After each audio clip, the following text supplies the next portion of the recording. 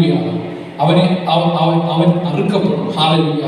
അവൻ അടിക്കപ്പെടും. ഹല്ലേലൂയ. അവന്റെ ശരീരം കാഠിന്യമേറിയ അവസ്ഥയിലൂടെ കടന്നു പോകും. തകർക്കപ്പെട്ട് നിങ്ങൾക്ക് വേണ്ടി നിങ്ങളുടെ ഓരോരുത്തരുടെ വീണ്ടെടുപ്പിന് വേണ്ടി, നിങ്ങളുടെ പാപത്തിന് മറുവിലയായി ഇത് നിങ്ങൾക്ക് വേണ്ടി ഇത് തരും. നിങ്ങൾക്ക് വേണ്ടി നിങ്ങളുടെ കരങ്ങളിലേക്ക് എത്തും. നിങ്ങളുടെ ജീവിതങ്ങളിലേക്ക് ഇത് എത്തുവാൻ പോകും. ഹല്ലേലൂയ. ഇപ്പോൾ ഈ ബ്രെഡ് നല്ല പൂർണ്ണതയോടെ ഇരിക്കുന്നു. ഇപ്പോൾ ഈ ശരീരം നല്ലതുപോലെ ഇരിക്കുന്നു. പക്ഷേ അല്പ നിമിഷങ്ങൾ, ചില നേരങ്ങൾക്ക് ശേഷം, ചില മണിക്കൂറുകൾക്ക് ശേഷം ഇത് തകർക്കപ്പെടും. ഇത് തകർക്കപ്പെടുമ്പോൾ, ഈ ശരീരം തകർക്കപ്പെടുമ്പോൾ, ഈ ശരീരം മരണത്തിലേക്ക് നീങ്ങുമ്പോൾ, നിങ്ങളുടെ തകരേണ്ട ശരീരം, നിങ്ങളുടെ ഉടയേണ്ട ശരീരം, പാപം നിമിത്തം, നിങ്ങളുടെ പാപപ്രവൃത്തികൾ നിമിത്തം, നിങ്ങളുടെ ചെയ്തികൾ നിമിത്തം നിങ്ങളുടെ ശരീരം തകരേണ്ട സ്ഥാനത്ത് ഈ ശരീരം തകർന്നിട്ട് നിങ്ങളിലേക്ക് വെളിപ്പെടും. എന്തിനെന്ന് ചോദിച്ചാൽ നിന്റെ പാപം. ഹല്ലേലൂയ. നമ്മുടെ ഓരോരുത്തരുടെയും പാപം നാം അതിന്റെ ശിക്ഷ വഹിക്കാതിരിക്കേണ്ടതിനായിട്ട് കർത്താവായ യേശു ക്രിസ്തു തന്നെ ഏൽപ്പിച്ചു കൊടുക്കുകയാണ്. ഹല്ലേലൂയ. തന്നെ തകർക്കുവാൻ വേണ്ടി ഏൽപ്പിച്ചു കൊടുക്കുകയാണ്.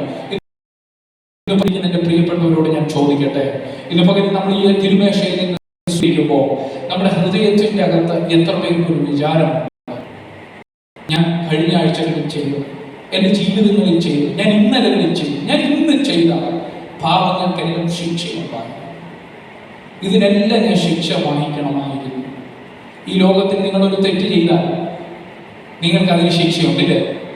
ഈ ലോകത്തിൽ നിങ്ങളൊരു വാഹനം ഓടിച്ചു, നിസ്സാര വാഹനം ഓടിച്ചു പോയി, നിങ്ങൾ അതിൻ്റെ അകത്ത് ഗവൺമെന്റ് അനുശാസിക്കുന്ന കാര്യങ്ങൾ നിങ്ങളുടെ നിങ്ങൾ അതിനൊരു പെറ്റി, നിങ്ങൾ അതിനൊരു ഫൈൻ അടയ്ക്കേണ്ടി വരും. നിങ്ങൾ ഒരാളെ ഉപദ്രവിച്ചാൽ അതിനുള്ള ശിക്ഷ നിങ്ങൾക്കുണ്ടാകും. Praise God. ഹല്ലേലൂയ. ഏത് ചെറിയ കാര്യങ്ങളും നമ്മുടെ സർക്കാർ സംവിധാനങ്ങൾ, നമ്മുടെ ഗവൺമെന്റ് വെച്ചിരിക്കുന്ന നിയമത്തിന്റെ അകത്തുനിന്ന് നിങ്ങൾ ഒരു ചെറു വിരൽ അനക്കിയാൽ നിങ്ങൾക്ക് അതിനുള്ള ശിക്ഷയുണ്ടെങ്കിൽ, അതിനുള്ള ഫൈൻ ഉണ്ടെങ്കിൽ എന്തുമാത്രം കണക്ക് കൊടുക്കേണ്ടതായിട്ടുണ്ടായിരുന്നു. Praise God. ഹല്ലേലൂയ. ഇന്ന് നമ്മൾ വളരെ സന്തോഷത്തോടും സമാധാനത്തോടും വന്നിരിക്കുന്നു. നമ്മുടെ ഇല്ലായ്മകളിൽ നോക്കിയിട്ട് നാം പലപ്പോഴും നമ്മൾ പറയും, എൻ്റെ ദൈവമേ, നീ എന്നെ ഒളിച്ചിറക്കിയിട്ട് എന്നെ നടുകടലിൽ കൊണ്ടുവിട്ടതുപോലെയാണല്ലോ നീ എന്നെ ഒളിച്ചേക്കുന്നത്. ഹല്ലേലൂയ. നീ എനിക്ക് വേണ്ടി എന്തുവാ ചെയ്തത്? ഞാൻ നിനക്ക് വേണ്ടി ഇറങ്ങി തിരിച്ചു. ഞാൻ നിന്നെ നാളുകൾ തൊട്ട് അനുഗമിക്കുന്നു. എനിക്ക് നീ എന്ത് ചെയ്തു തന്നു? എൻ്റെ ജീവിതത്തിന് വേണ്ടി നീ എന്ത് ചെയ്തു? ഞാൻ ഇന്നും ദാരിദ്ര്യത്തിനും പട്ടിണിയിലുമാണ്. ഇന്ന് ഞാൻ പ്രയാസത്തിലാണ്. ഇങ്ങനെ കംപ്ലൈന്റ് പറയുന്നവരല്ല. പക്ഷെ യഥാർത്ഥ വിശ്വാസം, യഥാർത്ഥ മക്കൾ തിരിച്ചറിയുന്ന ഒരു സത്യമുണ്ട്. നിങ്ങളെ കർത്താവ് വീണ്ടെടുത്തത് നിങ്ങളുടെ ബാങ്ക് ലോൺ വീട്ടാൻ വേണ്ടിയോ, നിങ്ങളുടെ കുഞ്ഞിന്റെ കല്യാണം നടത്താനോ, നിന്റെ മക്കളുടെ ഭാവി സുരക്ഷിതമാക്കാനോ, ഹല്ലേലൂയ, അല്ലെങ്കിൽ നിനക്കൊരു ജോലി തരാനോ, ഇതിനു വേണ്ടിയല്ല കർത്താവ്.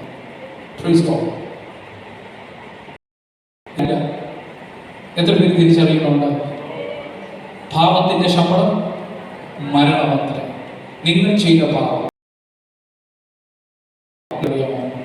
മരണമാണ്.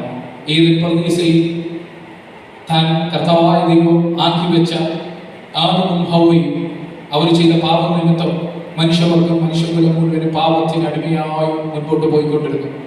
കുറെ ആത്മാവ് പാപമരണത്തിൽ ഏൽപ്പിക്കപ്പെട്ടു. അതിൻ്റെ അകത്തൊന്നും ഒരിക്കലും ഉയർത്തെഴുന്നേൽപ്പില്ലാത്തതുപോലെ സഞ്ചരിച്ചുകൊണ്ടിരിക്കുമ്പോൾ പല മഹാരഥന്മാരും പല വീരപുരുഷന്മാരും പലരും വന്നു. ആർക്കും അതിൻ്റെ അകത്തൊന്ന് വിടുവിക്കാൻ കഴിയാതെ നിൽക്കുമ്പോൾ പല അഭിഷക്തന്മാർ വന്നു, പല പ്രവാചകന്മാർ എഴുന്നേറ്റു, പല നായകന്മാർ എഴുന്നേറ്റു.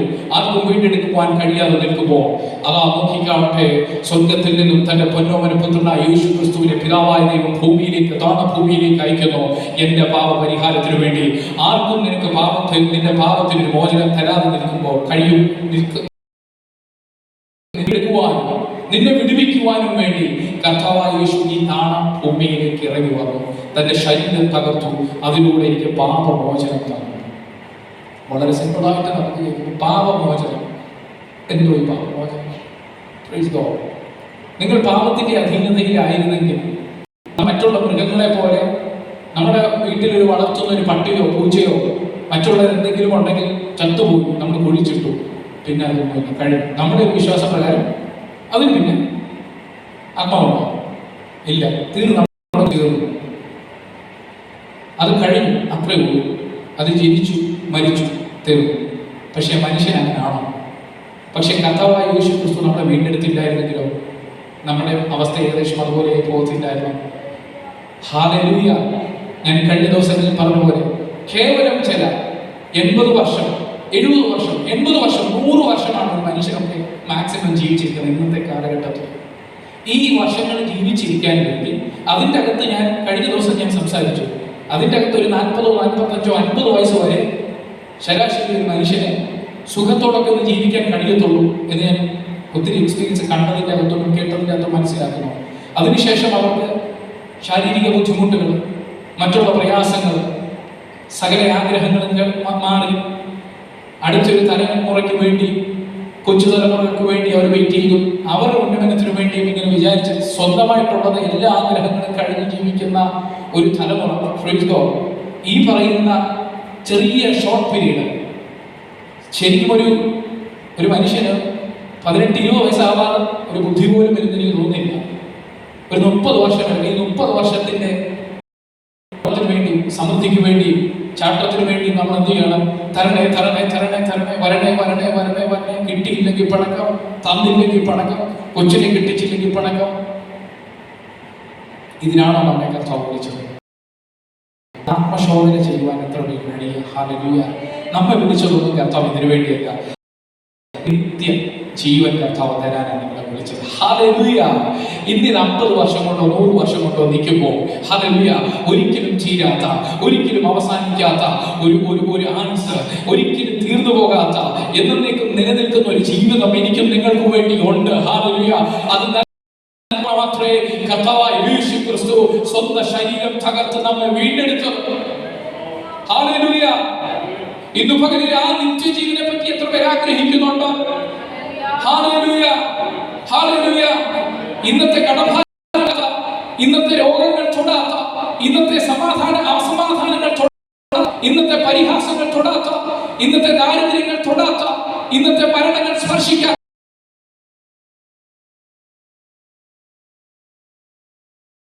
പ്രാർത്ഥിക്കുന്നതും എത്ര പേർക്ക് ബോധ്യമുണ്ട്? നടുവിൽ നിൽക്കുമ്പോൾ ചില നഷ്ടങ്ങളെല്ലാം ഇന്ന് പകൽ നിങ്ങളുടെ ഈ കേവലമായിരിക്കുന്ന ഈ ചെറിയ ജീവിതത്തിൽ വന്ന എന്തെങ്കിലും നഷ്ടങ്ങളെ നോക്കി നിങ്ങൾ വിലപിച്ചിരിക്കാതെ നിത്യജീവനായി, നിത്യജീവന്റെ ഓഹരിക്കായി കർത്താവ് എന്നെ സെലക്ട് ചെയ്തു. ആ ചുടുചോര രക്തത്തിനായി ഞാൻ നന്ദി പറയുന്ന അപ്പാ. ഞാൻ തള്ളപ്പെട്ടവനായിരുന്നു, ഞാൻ തകർക്കപ്പെട്ടവനായിരുന്നു, ശേഷം മൃഗങ്ങളെ പോലെ ആയി തീരാവുന്നവനായിരുന്നു, നിത്യനരകത്തിന് യോഗ്യനായി ഇടയാകുമായിരുന്നു. എന്റെ ശരീരത്തിലെ ആ നരകത്തിൽ നിന്ന് വീണ്ടെടുത്ത് ഇന്ന് പകലിൽ ആ സ്വർഗരാജ്യത്തിലാക്കി വെച്ചിരിക്കുന്ന ദൈവസ്നേഹത്തിനായി ഞാൻ സ്തോത്രം ചെയ്യുന്നപ്പോ ഇന്ന് പകൽ നീ തകർക്ക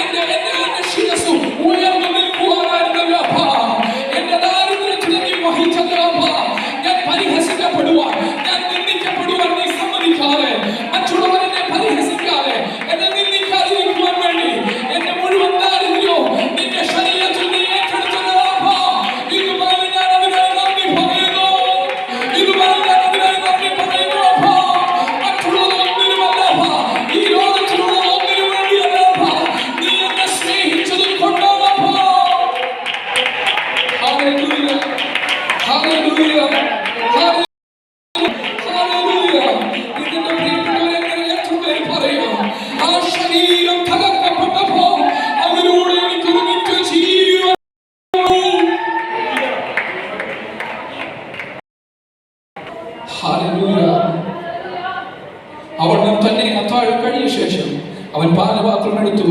ഈ പാനപാത്രം എന്റെ രക്തത്തിന്റെ പുതിയ നിയമമാകുന്നു, ഇത് കുടിക്കുമ്പോഴൊക്കെയും എന്റെ ഓർമ്മയ്ക്കായി ചെയ്തിരുന്നു പറഞ്ഞു. ഒന്നോർത്ത് നോക്കി, പച്ചയായ ഒരു മനുഷ്യൻ നമ്മെ പോലെ മജ്ജയും മാംസവും ഒക്കെയുള്ള വേദനിക്കുന്ന, ശരീരം നോവുന്ന ഒരു മനുഷ്യൻ, ഒരു ചെറുപ്പക്കാരൻ, 33.5 വയസ്സുള്ള. നിങ്ങളുടെ മക്കളെയൊക്കെ നോർത്ത്, കുഞ്ഞുങ്ങളെ നിങ്ങൾക്ക് നോർത്ത് നോക്കാം.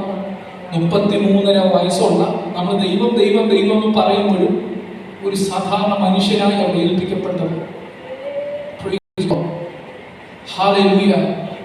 നോർത്ത് നോക്കിയേ, എന്റെ മരണത്തിന് വേണ്ടി ഞാനൊരു തെറ്റ് ചെയ്തു. നിങ്ങൾ നോർത്ത് നോക്കിയേ, ഞാനൊരു കുറ്റം ചെയ്തു.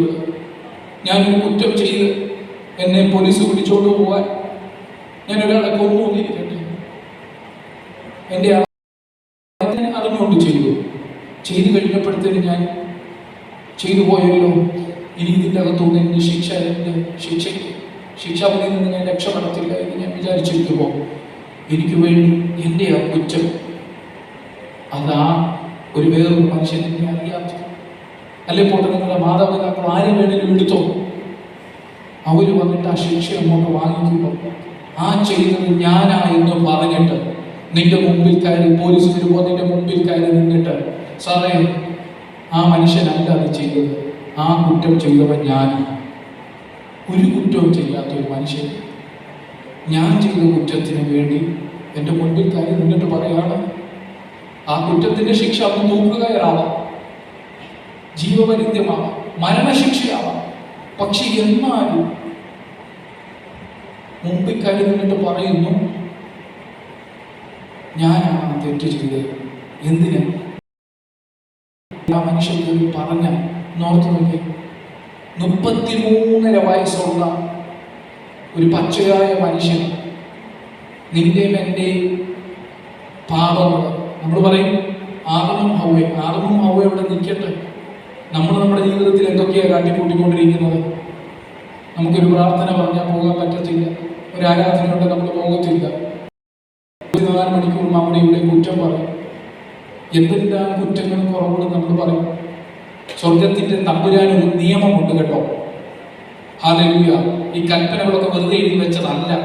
സ്വർഗം തൃക്കണ്ണിന് മലിനമായ തമ്പുരാന് നമ്മുടെ പാപങ്ങളും ചെറിയ അകൃത്യങ്ങൾ പോലും സ്വർഗം തൃക്കണ്ണിന് മലിനമാണെങ്കിൽ നിന്റെ ചിന്തകൾക്ക് ഉണ്ടാകുന്ന ചെറിയൊരു വേരിയേഷൻ പോലും മഹാ അപരാധമായിട്ട് കണക്കിടാൻ പറ്റുന്ന തെറ്റാണെന്ന്. നമ്മുടെ ചിന്തകൾക്ക് ഉണ്ടാകുന്ന ചെറിയൊരു വേരിയേഷൻസ്, നീ ബസ്സിൽ ഓടിപ്പോയപ്പോൾ നിന്റെ നോട്ടം എവിടെയെങ്കിലും 1 സെക്കൻഡ് ഒന്ന് മിന്നിപ്പോയി, ഒന്ന് ഉടങ്ങിപ്പോയിട്ടുണ്ടെങ്കിൽ അതുപോലും മഹാ അപരാധമായി മാറാൻ സാധ്യതയോ കണക്കിടുന്ന ഒരു തമ്പുരാൻ, സ്വർഗത്തിൽ ഇരിക്കുന്ന ഒരു തമ്പുരാൻ ഇന്നു പകലിൽ എൻ്റെ മഹാ അപരാധങ്ങളെ ക്ഷമിക്കുവാൻ തക്കവണ്ണം തൻ്റെ പൊന്നോമന പുത്രനെ അയച്ചു. ഞാൻ എന്തുകൊണ്ടാണ് രക്ഷപ്പെട്ടിരിക്കുന്നതെന്ന് അറിയാമോ?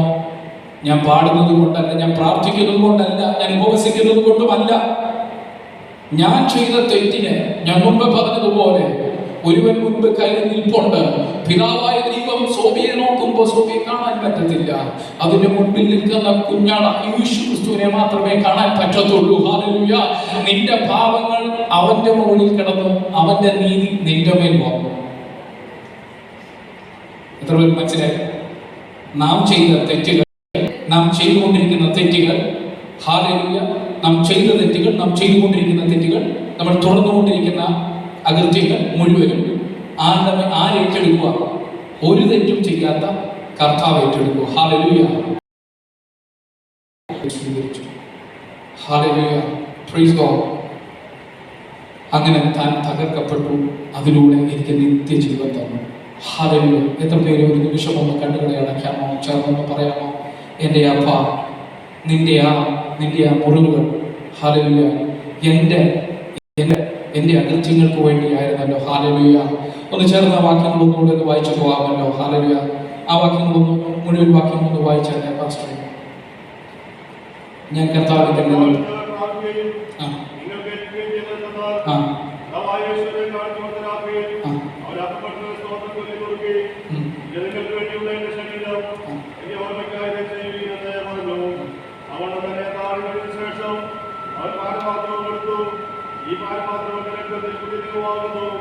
ഇത് കുടിക്കുമ്പോഴൊക്കെ ഓർമ്മയ്ക്കായി ചെയ്യുമെന്ന് പറഞ്ഞു. അങ്ങനെ നിങ്ങൾ ഈ അപ്പത്തിന്റെയും പാനപാത്രം കുടിക്കുകയും ചെയ്യുമ്പോഴൊക്കെയും കർത്താവ് ഒരുപോലെ അവന്റെ മരണത്തെ പ്രസ്താവിക്കുന്നു. അതുകൊണ്ട് അയോഗ്യമായി അപ്പം തിന്നുകയോ കർത്താവിന്റെ പാനപാത്രം കുടിക്കുകയോ ചെയ്യുന്നവരെല്ലാം കർത്താവിന്റെ ശരീരവും രക്തവും സംബന്ധിച്ച കുറ്റക്കാരനാകും. മനുഷ്യത്താൽ ചുവന്ന ഏതൊരു വേണം ഈ അപ്പം തിന്നുകയും പാനപാത്രത്തിനെ കുടിക്കുകയും ചെയ്യും. കുടിക്കുകയും ചെയ്യുന്ന ശരീരത്തെയും വേദിക്കാതാൽ എനിക്ക് തന്നെ ശിക്ഷാവനം തിന്നുകയും കുടിക്കുകയും ചെയ്യുന്നു. ഇതിന്റെ ഭേദമായി നിങ്ങളിൽ പലരും ഗ്രഹിതരും ദോഷികളുമാകുന്നു, അനേകരും നിദ്രകൊള്ളുന്നു.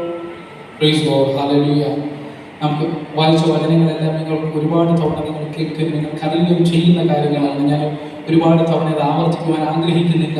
എങ്കിൽ പോലും നാം എടുക്കുന്നതിൻ്റെ സീരിയസ് വേണ്ടി ഞാൻ ജസ്റ്റ് ഒന്ന് രണ്ട് കാര്യങ്ങളോട് നിങ്ങളോട് സംസാരിക്കാൻ ആഗ്രഹിക്കുന്നു. ഇത് നിങ്ങൾക്ക് വേണ്ടിയുള്ള എൻ്റെ ശരീരം എൻ്റെ ഓർമ്മയ്ക്കായി ചെയ്യും. അവണ്ണം തന്നെ അത്താഴം കഴിഞ്ഞ ശേഷം പഠിച്ചു പാനപാത്രം എൻ്റെ രക്തത്തിൽ പുതിയ നിയമമാകുന്നു. ഇത് കുടിക്കുമ്പോഴൊക്കെ എൻ്റെ ഓർമ്മയ്ക്കായി ചെയ്യും. പുതിയ നിയമം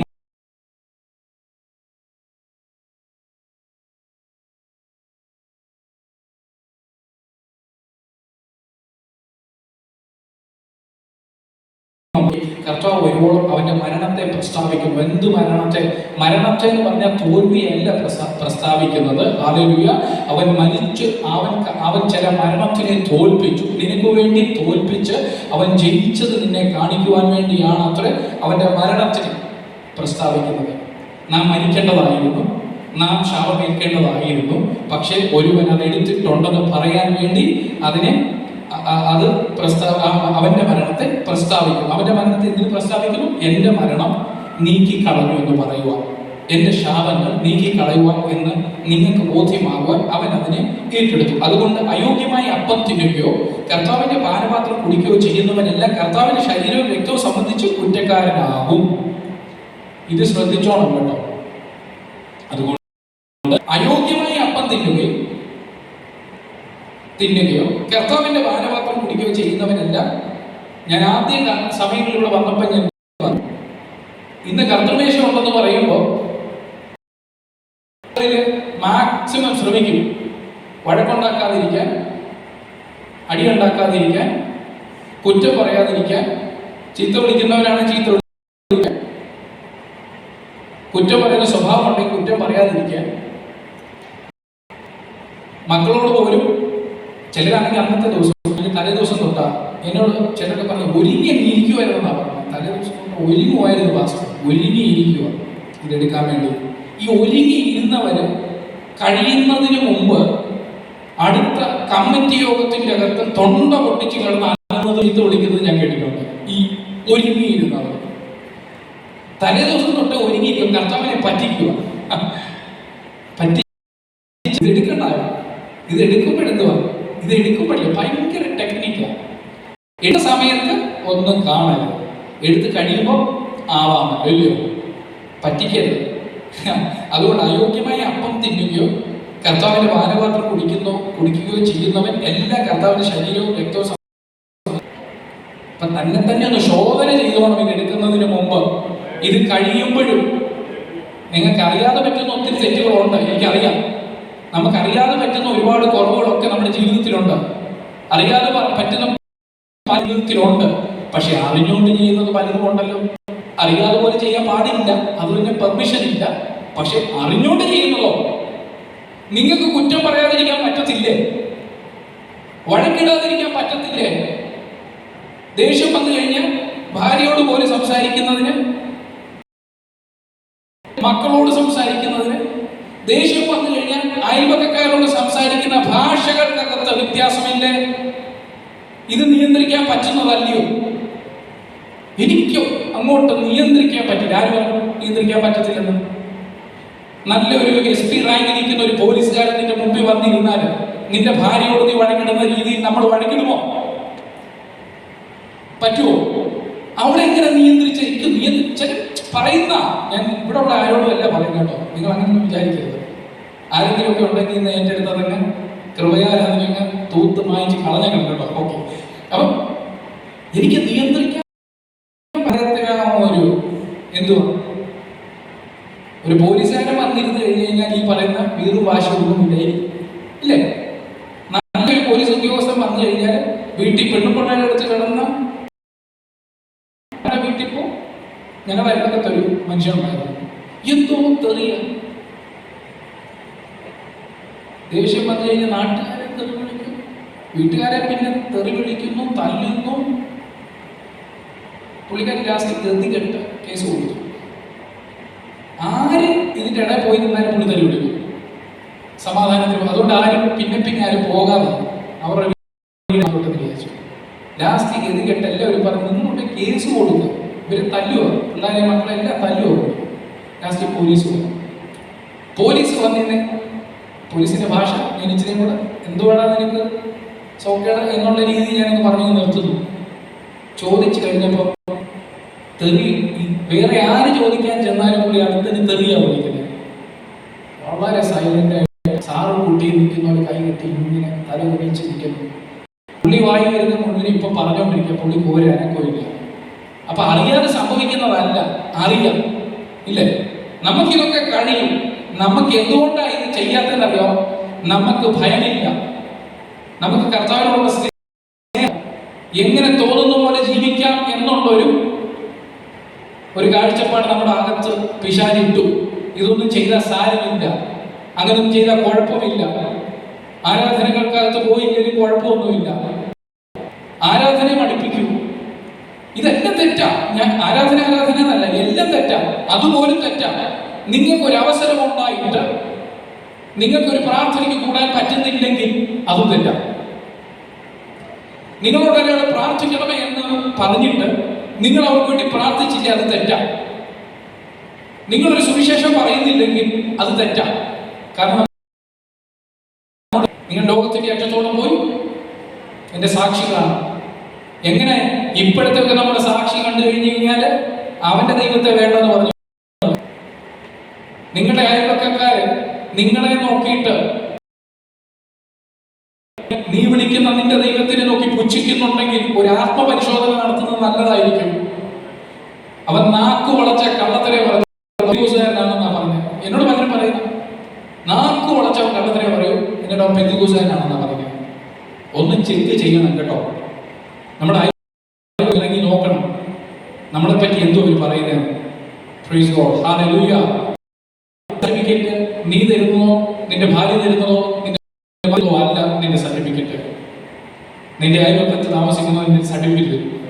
പ്രൈസ് ഗോഡ്. നിന്റെ തൊട്ടടുത്തിരിക്കുന്ന കുശുമ്പോട് പറഞ്ഞാലും പക്ഷെ നിന്നെ പറ്റി നല്ലത് പറയണം. ഒരു വ്യക്തി അകന്നു മാറി നിൽക്കുന്നതും 10 വ്യക്തി നിങ്ങളിൽ നിന്ന് അകന്നു മാറി നിൽക്കുന്നതും തമ്മിൽ ഇല്ലേ പാസ്റ്ററെ? ഒരു വ്യക്തി നിങ്ങളിൽ നിന്ന് മാറി നിൽക്കുകയാണെങ്കിൽ അവരുടെ കുശുപ്പാണെന്ന് പറയാം. പക്ഷെ 10 വ്യക്തി നിങ്ങളിൽ നിന്ന് മാറി നിൽക്കുന്നുണ്ടെങ്കിൽ അത് നിങ്ങളുടെ കുഴപ്പമാണ്. നമ്മൾ ക്രമീകരിക്കപ്പെടേണ്ടിയിരിക്കുന്നു. ഹല്ലേലൂയ. അപ്പം അതുകൊണ്ട് അയോഗ്യമായി അപ്പം തിന്നുകയോ കർത്താവിന്റെ മുമ്പ് കഴിക്കുന്നതിന് മുമ്പ് ഇതെല്ലാം ചിന്തിച്ച് ഇത് കഴിക്കാതിരിക്കാനോ കുടിക്കാതിരിക്കാനോ അല്ല ഞാൻ പറയുന്നത്. ഒന്ന് ശോധന ചെയ്ത് തെറ്റുകളെ ഏറ്റു പറഞ്ഞ് ഇന്ന് കർത്താവിന്റെ സന്നിധിയിൽ അതിന്റെ മേൽ ക്ലിയർ ആയിക്കോണം. ഹല്ലേലൂയ. മനുഷ്യൻ തന്നെത്താൻ ശോധന ചെയ്തിട്ട് വേണം ഈ അപ്പം തിന്നുകയും പാനപാത്രത്തിൽ നിന്ന് കുടിക്കുകയും ചെയ്യുവാൻ. ഹല്ലേലൂയ. തിന്നുകയും കുടിക്കുകയും ചെയ്യുന്നവൻ ശരീരത്തെ വിവേകിക്കാൻ ഞാൻ തനിക്ക് ശിക്ഷാവിധി തിന്നുകയും കുടിക്കുകയും ചെയ്യുന്നു. എനിക്ക് എന്നെ വിവേചിക്കാൻ വളരെ, എന്റെ മേൽ എന്തൊക്കെ ഉണ്ടെന്നുള്ളത് എനിക്ക് അറിയാവുന്നതുപോലെ എനിക്ക് തോന്നില്ല, ദൈവത്തിന് പോലും അറിയാൻ തോന്നില്ല. അത്രയ്ക്ക് എന്നെ പറ്റി എനിക്ക് നന്നായിട്ട് അറിയാം. ഞാൻ അങ്ങനെയൊക്കെ പറഞ്ഞതേ ഉള്ളൂ. ദൈവത്തിന്റെ സകലതും അറിയാമല്ലോ, ദൈവമല്ലേ നമ്മളെ ഉണ്ടാക്കിയത്. പക്ഷെ ഞാൻ പറഞ്ഞ അത്രയ്ക്ക് ക്ലിയർ ആയിട്ട് നമ്മളെ അറിയാം. എന്നാലും നല്ല പൗഡറൊക്കെ ഇട്ട് നല്ല സെന്റൊക്കെ പൂശി നല്ല വെള്ളം നമ്മളെങ്ങനെ കാഴ്ച വെച്ചേക്കുക നമ്മൾ മറ്റുള്ളവർക്ക് മുമ്പിൽ. സുന്ദരനാ. ഇതിന്റെ അകത്തോട്ട് ഇറങ്ങി നോക്കുന്ന പരിശുദ്ധാത്മാവിൽ എന്റെ ഉള്ളം കണ്ടിട്ട് അടുക്കാൻ പറ്റാത്ത എത്ര പാപ സ്വഭാവങ്ങളിൽ എന്നിൽ ഇരിക്കുക. ഇന്ന് പകലിൽ അതേറ്റു പറയുവാൻ എത്ര പേര് തയ്യാറാകുന്നുണ്ടെങ്കിൽ ഹല്ലേലൂയ. തന്നെ ശോധന ചെയ്തിട്ട് വേണം, തന്നെ ഒന്ന് വിവേചിക്കണം. അങ്ങനെ വിവേചിക്കാതെ ഈ സിസ്റ്റം തന്നെ ഞാൻ തുടരും.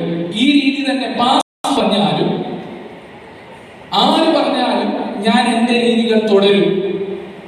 അതിനകത്ത് യാതൊരു മാറ്റവും ഇല്ല എന്ന് ചിന്തിച്ച് മുൻപോട്ട് പോകാനാണ് നിങ്ങളുടെ ഉദ്ദേശമെങ്കിൽ തനിക്ക് തന്നെ ശിക്ഷാവിധി തിന്നുകയും കുടിക്കുകയും നിങ്ങൾ ചെയ്യും.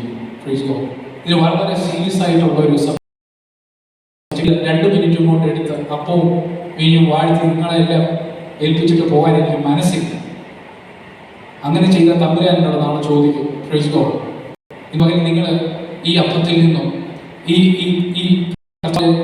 വീഞ്ഞിൽ നിന്നും ആ രക്തത്തിൽ നിന്നും നിങ്ങൾ സ്വീകരിക്കുമ്പോൾ ഹല്ലേലൂയ നിങ്ങൾക്കൊരു നല്ല ആത്മപരിശോധന നടത്തണം. നിങ്ങൾ തീർച്ചയായിട്ടും അത് നടത്തണം. ഹല്ലേലൂയ.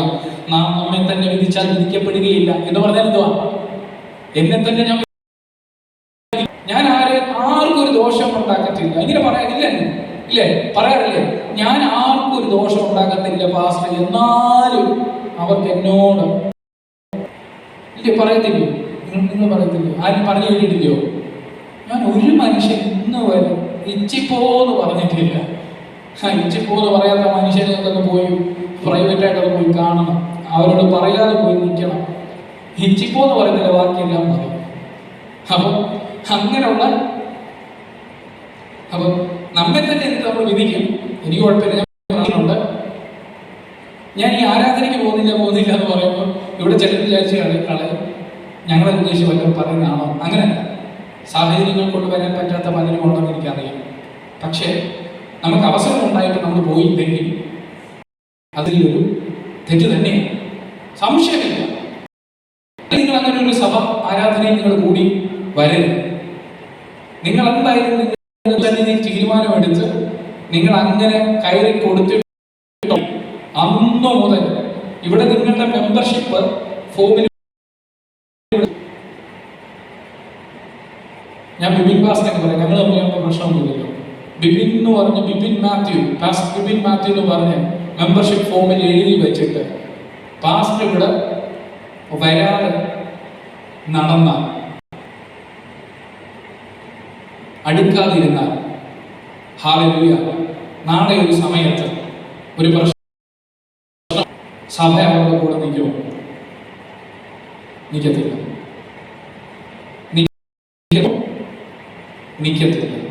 കാരണം എന്തുവാ? നിങ്ങളാ പോയി ആ ഫോമിൻ്റെ അത് ഒപ്പിട്ട് കൊടുത്തത്. നിങ്ങളുടെ കാര്യങ്ങൾക്കകത്ത് ഇടപെടണം എന്നുണ്ടായിരുന്നെങ്കിൽ നിങ്ങൾ എന്ത് ചെയ്യണമായിരുന്നു? നിങ്ങൾ ആ സംഘടനയുമായി ബന്ധപ്പെട്ട് പോകണമായിരുന്നു, അല്ലെ ചർച്ചുമായി ബന്ധപ്പെട്ട് പോകണമായിരുന്നു.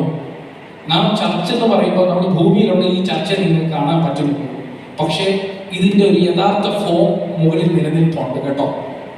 നിങ്ങൾ ഈ കയറി വന്നപ്പോൾ നിങ്ങളുടെ ആത്മാക്കൾ കയറി, നിങ്ങളുടെ ആത്മാവാ കയറി വരുന്നത്. അത് ഏത് ഫോമിലോട്ടാണ്, എവിടോട്ടാണ് പോകുന്നത്? മുകളിൽ നിൽക്കുന്ന യഥാർത്ഥ സ്റ്റേറ്റിലോട്ടാണ് വെച്ചിരിക്കുന്നത്. അത് എവിടെയാണെന്ന് സ്വർഗത്തിലുണ്ട്.